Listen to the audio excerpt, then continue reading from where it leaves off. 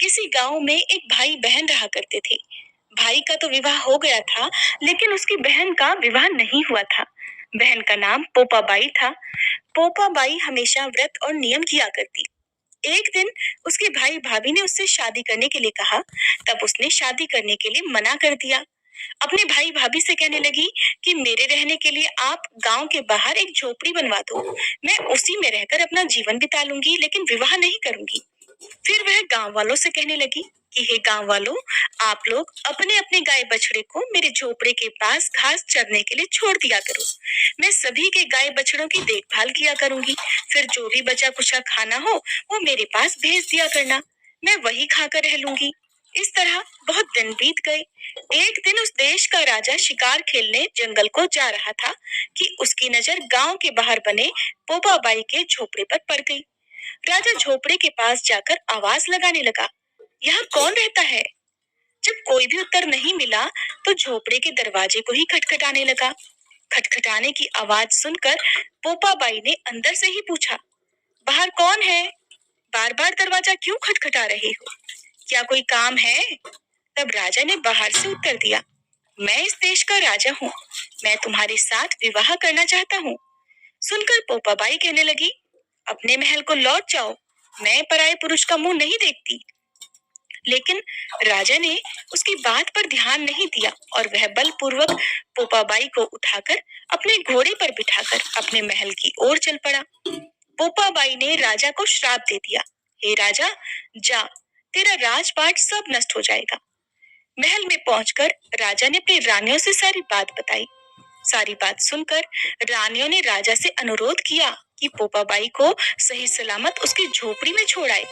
फिर रानियों के कहे अनुसार राजा पोपाबाई को उसकी झोपड़ी पर छोड़ने के लिए चल पड़ा। रास्ते में पाप की नदी आई जिसमें राजा डूब गया। पोपाबाई मृत्यु के बाद धर्मराज जी के दरबार में पहुंची। वहां धर्मराज जी ने उसे स्वर्ग का राज दिया। किसी गांव के एक सेठ सेठानी की मृत्यु हुई, तब वे दोनों भी मृत्यु लोक से स्वर्गलोक को आए, लेकिन स्वर्ग का दरवाजा बंद पड़ा था। उन दोनों ने धर्मराज जी से स्वर्ग का द्वार खोलने के लिए विनती की। तब धर्मराज जी कहने लगे कि इस द्वार पर तो पोपाबाई का राज है। सेठ सेठानी कहने लगे, हम पोपाबाई को नहीं जानते। तब धर्मराज जी ने कहा कि मैं तुम दोनों को 7 दिन के लिए मृत्यु लोक में अर्थात धरती लोक में वापस भेजता हूँ। वहां जाकर 8 खोपरा से राई भरकर 5 कपड़ा ऊपर रखकर कहानी सुनना और उद्यापन करना और इस प्रकार कहना, राज है पोपाबाई का, लेखा लेगी राई राई का, बोलो पोपाबाई की जय। अब सुनिए पाल पथवारी माता की कहानी। एक बार पाल माता, पथवारी माता और विनायक जी में खुद को बड़ा बताने की बात को लेकर बहस हो गई। तीनों ही अपने आप को एक दूसरे से बड़ा साबित करने में लगे हुए थे। उनका विवाद बढ़ गया। तभी वहां से एक ब्राह्मण का लड़का गुजरा। तीनों ने उसे रोक लिया और कहने लगे कि लड़के बताओ, हम तीनों में से कौन बड़ा है? लड़का कहने लगा, अभी तो मैं किसी जरूरी काम से जा रहा हूँ, कल आकर आपको इस बारे में बताऊंगा। लड़के ने घर आकर सारी बात अपनी माँ को बताई। माँ ने अपने बेटे को सीख दी कि बेटा, तुम किसी को भी छोटा मत बताना। अगले दिन लड़का पाल, पथवारी और विनायक जी के पास पहुंचा और कहने लगा, पाल माता, आप तो हर व्यक्ति से बड़ी हो। सभी व्यक्ति आते हैं, स्नान ध्यान करते हैं और जाते समय आपको पैर की ठोकर देकर जाते हैं, फिर भी आप किसी पर नाराज नहीं होती। फिर पटवारी माता से कहने लगा, पटवारी माता, आप भी बड़ी हो, क्योंकि कोई भी व्यक्ति कितने भी तीर्थ कर ले, धर्म ध्यान कर्म कर ले, पर वापस आने पर आपकी पूजा किए बिना उसका कार्य पूरा नहीं होता। फिर लड़के ने गणेश जी से यानी विनायक जी से कहा कि प्रभु, आप भी बड़े हैं, क्योंकि आप सभी देवताओं से पहले पूजनीय हैं। आपका ध्यान किए बिना कोई भी काम सिद्ध नहीं होता। लड़के की बात सुनकर तीनों प्रसन्न हो गए और कहने लगे, लड़के, तूने तो अपनी चतुराई से हम तीनों को ही बड़ा बना दिया।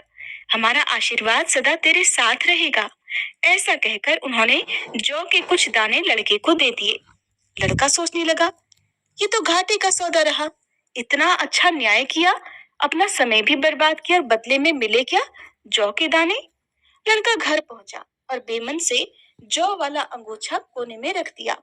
माँ अंगोछा समेटने लगी तो उसमें से जौ के दाने की जगह चमचमाते हीरे मोती गिरने लगे। माँ हैरान हो गई, लड़के से पूछा तो बेटे ने सारी बात बता दी।